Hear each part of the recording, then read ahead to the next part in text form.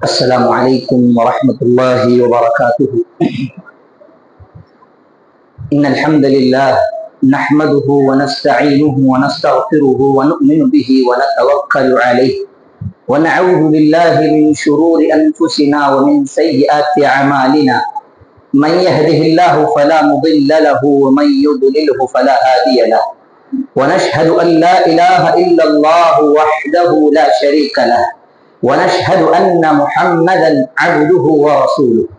فقد قال الله تعالى في القرآن المجيد والفرقان الحميد بعد أعوذ بالله السميع العليم من الشيطان الرجيم. بسم الله الرحمن الرحيم. يا أيها الناس اتقوا ربكم الذي خلقكم من نفس واحدة وخلق منها زوجها وبث منهما رجالا كثيرا ونساء واتقوا الله الذي تساءلون به والأرحام إن الله كان عليكم رقيبا. يا أيها الذين آمنوا اتقوا الله حق تقاته ولا تموتن إلا وأنتم مسلمون. يا أيها الذين آمنوا اتقوا الله وقولوا قولا سديدا يصلح لكم أعمالكم ويغفر لكم ذنوبكم ومن يطع الله ورسوله فقد فاز فوزا عظيما. أما بعد، وقال النبي صلى الله عليه وسلم: وشر الأمور محدثاتها وكل محدثة بدعة وكل بدعة ضلالة وفي رواية وكل ضلالة في النار. وقال أيضا: فإن أصدق الحديث كتاب الله وخير الهدي هدي محمد صلى الله عليه وسلم. அல்லாஹுக்கு எல்லா புகழும் புகழ்ச்சி முறித்தாகட்டும். அந்த வல்ல ரஹ்மானின் சாந்தியும் சமாதானமும் அருளும் கிருபையும் நேசமும் பாசமும் அனைத்து தூதர்கள் மீதும், குறிப்பாக நமது உயிருக்கும் மேலானவர் கண்மணி நாயகம் முஹம்மது ரசூலுல்லாஹ் ஸல்லல்லாஹு அலைஹி வஸல்லம் அவர்கள் மீதும், அவர்களுடைய குடும்பத்தாரின் மீதும், அவர்களை பின்பற்றிய உத்தம சத்திய சஹாபாக்கள், தாபிஈன்கள், இன்னும் இந்த இஸ்லாத்துக்காக தியாகம் செய்த அனைத்து இமாம்கள், சலப்புகள், முன்னோர்கள், நல்லவர்கள், குறிப்பாக இந்த நிகழ்ச்சியில் கலந்து கொண்டிருக்கக்கூடிய நம் அனைவர்கள் மீதும் என்றென்றும் நிலவட்டமாக என்று கூறி என்னுடைய இந்த உரையை நான் ஆரம்பம் செய்கிறேன். கண்ணியத்திற்குரியவர்களே, அல்லாஹ்வின் நல்லடியார்களே, தாய்மார்களே, பெற்றோர்களே, இந்த நிகழ்ச்சி ஏற்பாடு செய்ததற்கான நோக்கம், நாம் நம்முடைய பிள்ளைகளை எப்படி வளர்க்க வேண்டும், எப்படி அவர்களை சீர்திருத்தம் செய்ய வேண்டும், சரியாக எப்படி அவர்களை நேரான வழிக்கு கொண்டு வருவது என்ற சுருக்கமான விஷயம் குர்ஆன் ஹதீஸிலிருந்து சில விஷயங்கள், சில விளக்கமாக பார்ப்போம். அதிக நேரம் நான் உங்களிடம் எடுத்துக்கொள்ள மாட்டேன். சிறிது நேரம், கம்மிபட்சம் இன்ஷா அல்லாஹ் ஒரு 15 நிமிடத்துக்குள் இன்ஷா அல்லாஹ் என்னுடைய இந்த சிற்றுரை நான் முடித்து விடுவேன். முதலில் நாம் நம்முடைய பிள்ளைகளை எந்த நோக்கத்திற்காக வளர்க்கின்றோம், இதுதான் முதல் காரணம், இதுதான் முதல் விஷயம். எதற்காக பிள்ளையை வளர்க்கிறோம் என்று சொன்னால், இஸ்லாத்தில் பிள்ளைகளை கிடைப்பது மிகப்பெரிய ஒரு பாக்கியம். அல்லாஹ் சுப்ஹானஹு வ தஆலா எல்லோருக்கும், எல்லா பெற்றோர்களுக்கும் அந்த குழந்தை பாக்கியம் கொடுக்க மாட்டார். அல்லாஹ் சுப்ஹானஹு வ தஆலா தன்னுடைய திருமறை குர்ஆனிலே கூறுகின்றான்: யஹபு லிமன் யஷாஉ ذுகூர் வ யஹபு லிமன் யஷாஉ இனாஸா வ யஹபு லிமன் யஷாஉ ذுகூர். அல்லாஹ் தான் நாடியவருக்கு ஆண் குழந்தையும், தான் நாடியவருக்கு பெண் குழந்தையும், சிலருக்கு இரண்டையும், சிலருக்கு இரண்டையும் கொடுக்காமலும் அல்லாஹ் இருக்கின்றார். அப்ப யாருக்கு குழந்தை கிடைத்து விட்டதோ அது அல்லாஹ் அவர்களுக்கு கொடுத்த மிகப்பெரிய பாக்கியம், நிஅமத், அருட்கொடை. இந்த அருட்கொடை பற்றி அல்லாஹ் நாளை மறுமையில் நம்மிடம் ஒவ்வொருவரும், ஆணாக இருந்தாலும், பெண்ணாக இருந்தாலும், தாயாக இருந்தாலும், தந்தையாக இருந்தாலும், நம்மிடத்தில் அல்லாஹ் இந்த பிள்ளைகளை பற்றி நாளை மறுமையில் விசாரிப்பார். என்ன ஆதாரம்? நாம் சிறிய சூறா, அதிகமாக படிக்கக்கூடிய சூறாக்களில் ஒன்று சூரத்து தகாசுர். கடைசி வசனத்தில் அல்லாஹ் அவ்வளவு தெளிவாக சொல்லுகின்றான்: அரபி படித்தவர்களுக்கு தெரியும், அல்லாஹ் இந்த இடத்தில் ஆழமாக பதிந்து சொல்கின்றான். கண்டிப்பாக நாளை மறுமையில் நிஅமத்துகளை பற்றி, அல்லாஹ் நமக்கு கொடுத்த அருட்கொடை பற்றி விசாரிப்பான், கேள்வி கேட்பான். அல்லாஹ் நாளை மறுமையில கேட்பான், உங்களுக்கு தெரிந்தவர்கள், உங்களுடைய நண்பர்கள், உங்களுடைய சொந்த பந்தங்கள், இவர்கள் மத்தியில் யாருக்கெல்லாம் பிள்ளை இல்லையோ நான் உங்களுக்கு பிள்ளை கொடுத்தேன். பிள்ளைகளுக்காக எவ்வளவு நேரம் காத்துக் கொண்டிருந்தீர்கள், ஆண் குழந்தை வேணும், பெண் குழந்தை வேணும், பிள்ளை வேணும் என்று பல வருடம் காத்திருந்த பெற்றோர்கள் இருக்கிறார்கள். அந்த சமீபத்தில், அந்த நேரத்தில் அல்லாஹ் நமக்கு கொடுத்த இந்த அருட்கொடையை நாங்கள் சர்வ சாதாரணமாக வீணாக்கின்றோம். அல்லாஹ் கொடுத்த இந்த அருக்குடைய ஞானத்தை அப்படி வீணாக்கின்றோம். நம்மை பொறுத்தவரை பிள்ளைகளை வளர்ப்பது என்று சொன்னால் பிள்ளைகளுக்காக சம்பாதிப்பது, பிள்ளைகளுக்காக காசு சேகரிப்பது, பிள்ளைகள் ஆசைப்படக்கூடிய விஷயங்கள் அவர்கள் கொடுப்பது, இது பிள்ளை வளர்ப்பு கிடையாது. இதுதான் பிள்ளை வளர்ப்பு என்று சொன்னால் இதுதான் மிருகங்களும் செய்கின்றார்கள். தன்னுடைய பிள்ளைகளை சாப்பாடு கொடுப்பதும் அவர்களை காப்பாற்றுவதும் அவர்களை பாதுகாப்பதும் மனிதர்கள் இல்லாம எல்லா மிருகங்களும் பறவைகளும் மீன்களும் எல்லா படைப்புகளும் இதுதான் செய்து கொண்டிருக்கிறார்கள். நமக்கும் அவர்களுக்கும் இருக்கக்கூடிய வித்தியாசம் என்ன தெரியுமா? அல்லாஹ் கொடுத்த இந்த பகுத்தறிவு தான். அல்லாஹ் கொடுத்த இந்த சட்டத்தை நாங்கள் தெளிவாக ஹலால் ஹராம் என்ற கோட்பாடோடு அவர்களுக்கு கற்றுக் கொடுக்க வேண்டும். அல்லாஹ் எந்த சட்டத்தை தெளிவாக சொல்லியிருக்கிறானோ அதை அவர்களுக்கு கொடுக்க வேண்டும். அல்லாஹ் எதை ஹராமாக்கி இருக்கிறானோ அதிலிருந்து அவர்களை தடுக்க வேண்டும். அதனால்தான் அடிக்கடி அல்லாஹ் என்று சொல்வார்கள், குல்லுக்கும் ராயின் வ குல்லுக்கும் மஸ்ஊலுன் அன் ரஅய்யத்திஹி. ஒவ்வொரு நபரும் பொறுப்பாளிதான். பெண்கள் தன்னுடைய வீட்டில் இருக்கக்கூடிய பிள்ளைகளுக்கும் கணவன்மார்களுக்கும் தன்னுடைய வீட்டில் இருக்கக்கூடிய எல்லா விஷயங்களுக்கும் பொறுப்பாளி. ஒரு ஆண் ஒரு கணவன் தன்னுடைய மனைவி தன்னுடைய பிள்ளைகள் தன்னுடைய வீட்டில் இருக்கக்கூடிய அத்தனை நபர்களுக்கும் பொறுப்பாளி. ஒக்குள்ளுக்கும் மஸ்ஊலுன், அனைவருக்கும் கேள்வி கணக்கு உண்டு. அல்லாஹ் நாளை மறுமையில கேட்பார்.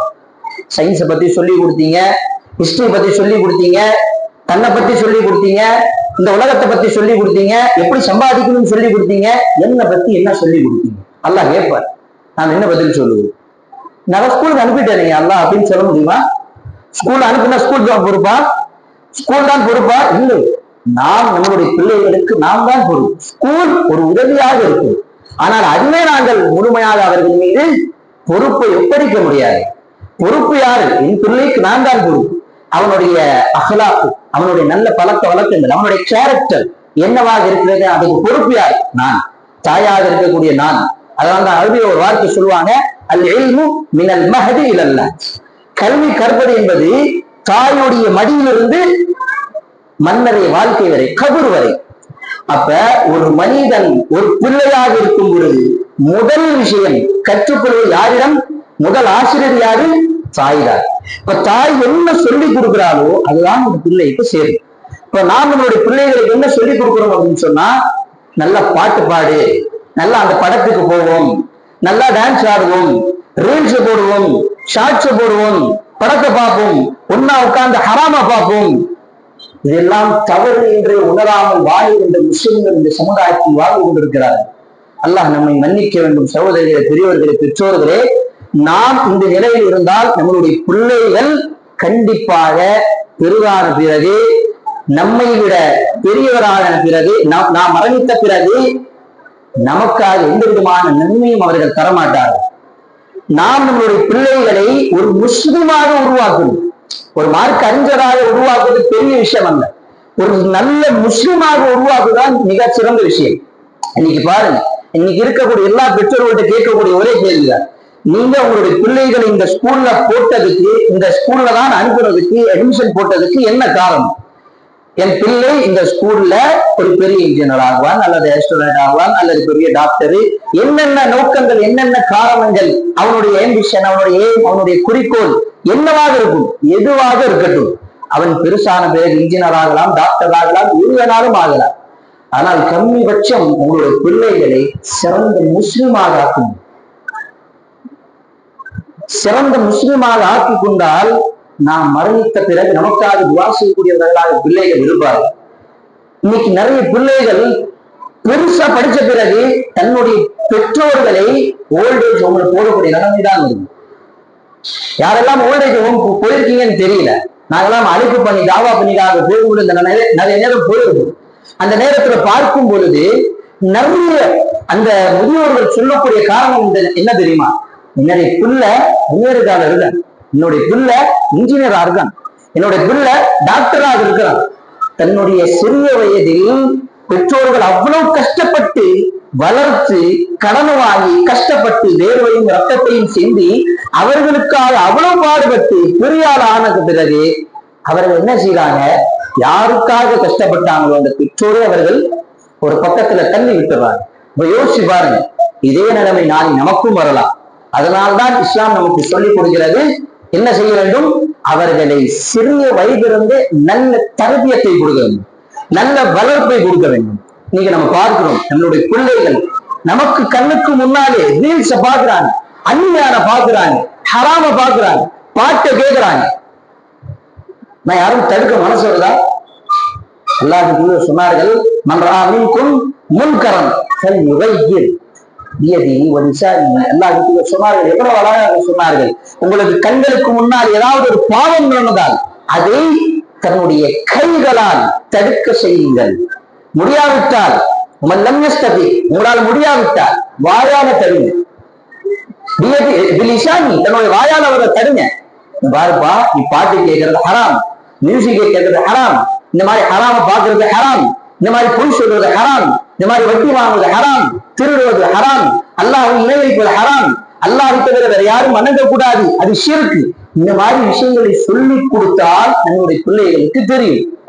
ஆனால் நாம் என்ன செய்யணும் அப்படின்னு சொன்னா, கடைசியாக எல்லாம் அறிந்துதான் அந்த ஹதீஸ்ல சொன்னாங்க, இந்த இரண்டையும் முடியல, கையால தடுக்கிறீங்க அப்பயும் கேட்கல, வாயால சொல்றீங்க அப்பயும் கேட்கல, மூன்றாவதாக சொன்னார்கள், உங்களுடைய உள்ளத்துல அதை வெறுத்துட்டு போங்கன்னு சொன்னாங்க. அந்த இடத்துல அவங்க நகர்ந்து வெறுத்துட்டு அந்த இடத்துல நகர்ந்து ஈமான், அதுதான் ஈமானிலே மிக பலவீனமானது, ரொம்ப கம்சோரான ஒரு ஈமான். எது? ஒரு பொருளை பார்த்து, ஒரு தப்பை பார்த்து, ஒரு தவறை பார்த்து அதை தடுக்க முடியாம, அதை வாயால தடுக்க முடியாம, கையால தடுக்க முடியாம, தன்னுடைய உள்ளத்தால் அதை வெறுத்து போகுது. ஆனா நமக்கு இன்னைக்கு என்ன ஆயிடுச்சு அப்படின்னா, கண்ணுக்கு முன்னால் நம்மளுடைய பிள்ளை பாட்டை கேட்கறதும், சோசியல் மீடியாவை பார்க்கறதும், இப்போதுல இருந்து என்னென்ன ஹராமான விஷயங்களை செய்வதிலும் நாங்கள் பார்க்கின்றோம். ஒருபோதும் தடுப்பதற்கு நமக்கு மனசு வரல. ஒருபோதும் அவர்களை தடுப்பதற்கு நம்மளுடைய உள்ளம் சொல்லவில்லை. நம்மளுடைய ஈமான் எந்த லெவல்ல இருக்குன்னு பாருங்க. அல்லாஹ் சொன்னார்கள், மனதால வெறுத்தாலே அவர்கள் கடைசி அல்லாஹ்வுல் ஈமானுடைய கடைசி கட்டத்தில் இருந்தாங்க. அதை வெறுக்க கூட நம்மளால உள்ளம் தோணல அப்படின்னு சொன்னா, அந்த கம்சோரான ஈமானை விட இன்னும் லெவல்ல கீழே இருக்கும். அல்லாஹ் தான் பாதுகாக்க வேண்டும். இன்னைக்கு நம்மளுடைய பெற்றோர்கள் இருக்கக்கூடிய மிகப்பெரிய ஒரு குறை என்ன தெரியுமா? மிகப்பெரிய பிரச்சனை என்ன தெரியுமா? நம்ம கோவப்படுறோம், நம்ம பிள்ளைகள் மேல கோவப்படுறோம், அவங்க சத்தம் போடுறோம். ஆனா எப்ப நமக்கு கோவம் தான் கோவப்படுறோம். எப்ப சத்தம் போடுறோம்? நமக்கு கோவம் தான் கோவப்படுறோம், அடிப்போம். பிள்ளைகள் தவறு செய்தால் கோவப்படும். பிள்ளைகள் ஏதாவது ஹராமான விஷயங்கள், மார்க்கத்துக்கு முரணான விஷயங்கள் செய்தால் அவர்களை சத்தம் போடணும். அல்லாஹ் சொன்னார்கள், உருவாக்கும் உங்களுடைய பிள்ளைகளுக்கு கட்டளையிடுங்கள். 7 வயது, 7 வயது, 10 வயதை தாண்டி விட்டால் அவர்களை அடியுங்கள். தொழுகைக்கு போகலன்னா அடிங்க. ஆனா இன்னைக்கு நம்மளுடைய நிலைமை என்ன? அல்லாஹ் பாதுகாக்கணும். நானும் நம்மளுடைய பிள்ளைகளும் ஃபஜ்ர தொழாம அப்படியே வீட்டுல குறைத்து விட்டு தூங்கிட்டு இருக்கோம். அல்லாஹ் பாதுகாக்கணும். அல்லாஹ் தூதர் சொன்னார்கள், ஒருவர் ஃபஜ்ரை தொழுது விட்டார்கள், யார் ஃபஜ்ருடைய தொழுகை தொழுகின்றானோ அவன் அன்றைய நாள் முழுவதும் அல்லாஹ்வுடைய பொறுப்பில் இருக்கின்றான். அல்லாஹ்வுடைய பொறுப்புல இல்லாம, அல்லாஹ்வுடைய பாதுகாப்புல இல்லாம, அல்லாஹ்வுடைய வெற்றிய உதவியே இல்லாம ஃபஜ்ர்ல தொழுவாம காலையில நாமும் உங்களுடைய பிள்ளைகளை எப்ப எந்திக்கிறோம்? 8 மணிக்கு 9 மணிக்கு நம்மளுடைய நேரத்துக்கு தகுந்த மாதிரி எந்திக்கிறோம். நாளை மறுமையில் அல்லாஹ் கேட்பாரா மாட்டேன்னா? சிந்தித்து பாருங்க சகோதரர்களே, பெரியவர்களே, பெற்றோர்களே. இன்னைக்கு இந்த ஸ்கூல்ல அல்ஹம்துலில்லாஹ் நிறைய விஷயங்கள் கற்றுக் கொடுக்குறாங்க. நடக்குது, குர்ஆனை கற்றுக் கொடுக்கக்கூடிய இந்த பாடத்திட்டங்கள் நடக்குது, இஸ்லாமிக் ஸ்டடிஸ் நடக்குது, தொழுகை கற்றுக் கொடுக்கக்கூடிய விஷயம் நடக்குது. இதெல்லாம் நிறைய விஷயங்கள் சொல்ல சொல்ல நமக்கு என்ன மனசு தோணுதுன்னா, இவ்வளவே சொல்றாங்க, இதை பேசாம அந்த ஸ்கூல்லே போட்டுடலாங்க, அங்கதான் இவ்வளவு சொல்லிக் கொடுக்க மாட்டேங்கிறாங்க அப்படின்னு நம்ம என்ன செய்யறோம்? இந்த ஸ்கூலை விட்டுட்டு போயிடும். காரணம் என்ன? இன்னைக்கு இஸ்லாம் நிறைய சொல்லக்கூடிய ஸ்கூலா அது மாறிடும் அப்படின்னு ஒரு பயம் நமக்கு. நம்மளுடைய பிள்ளைகள் நிறைய இஸ்லாத்தை பத்தி கத்துப்பாங்க அப்படின்னு ஒரு பயம் நமக்கு. நீங்க நல்லா சிந்திச்சு பாருங்க.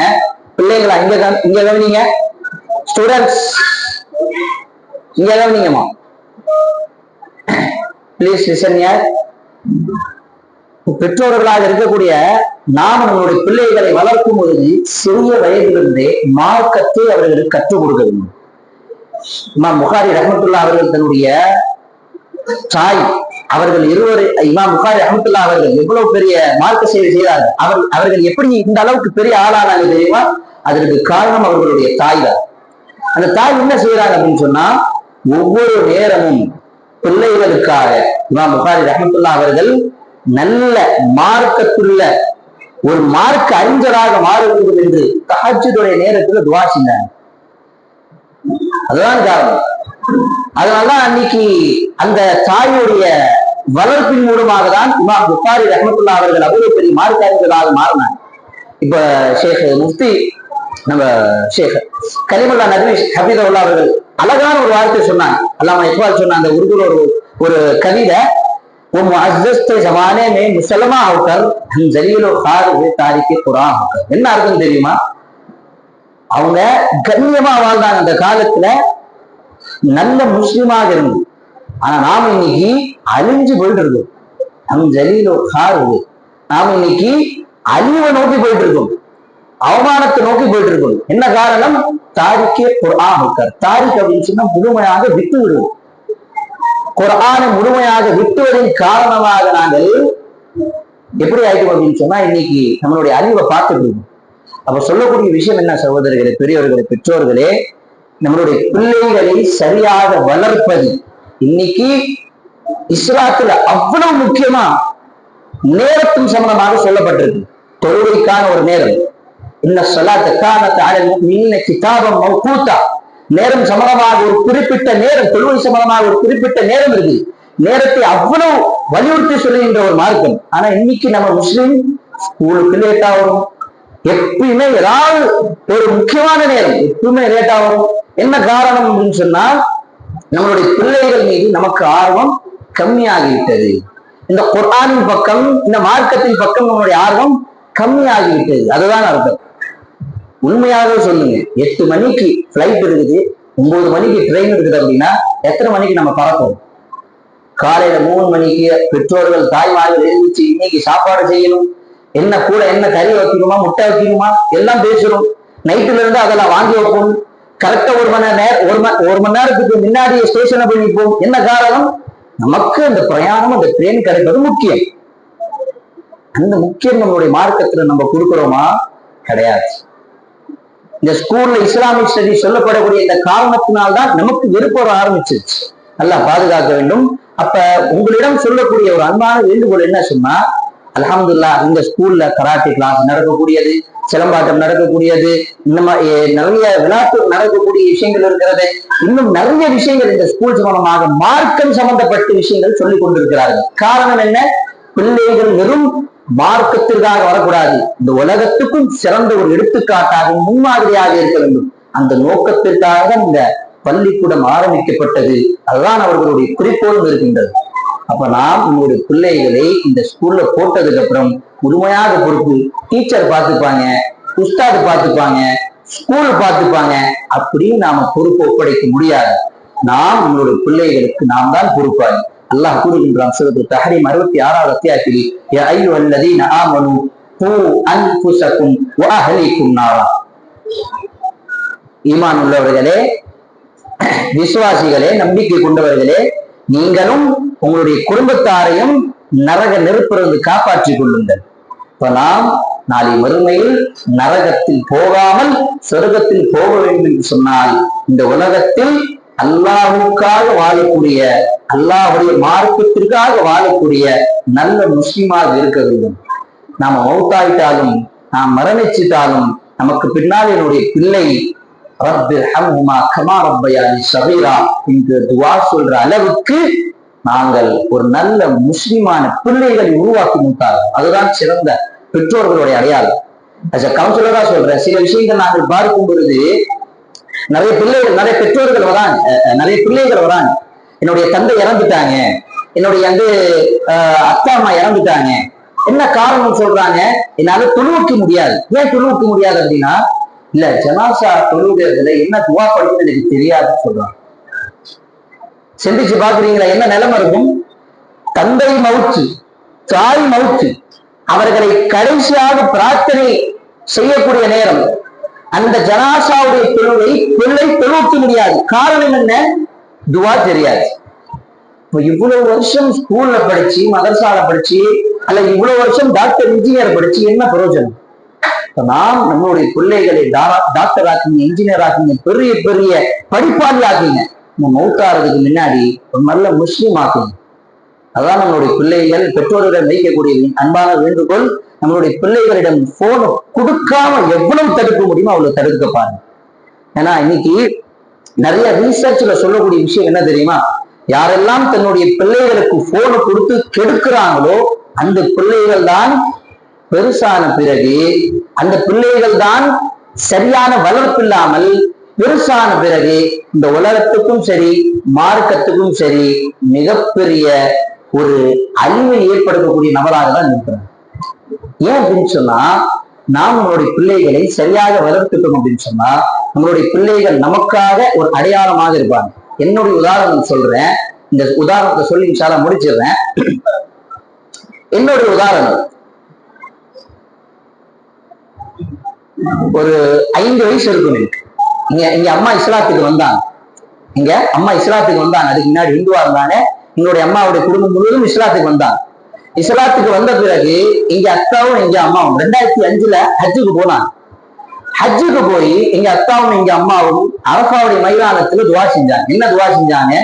என்னுடைய பிள்ளை ஹாஃபிஸாக, ஆலிமாக, மார்க்கத்திற்கு பயனுள்ள மார்க்க அறிஞராக, உன்னுடைய மார்க்கத்துக்கு சேவை செய்யக்கூடிய ஒரு நல்ல அடியானாக முஸ்லீமாக மாற்று அப்படின்னு துவா செஞ்சுட்டு வந்தாங்க. அதுக்கப்புறம் என்ன ஆச்சு அப்படின்னு தெரியுமா?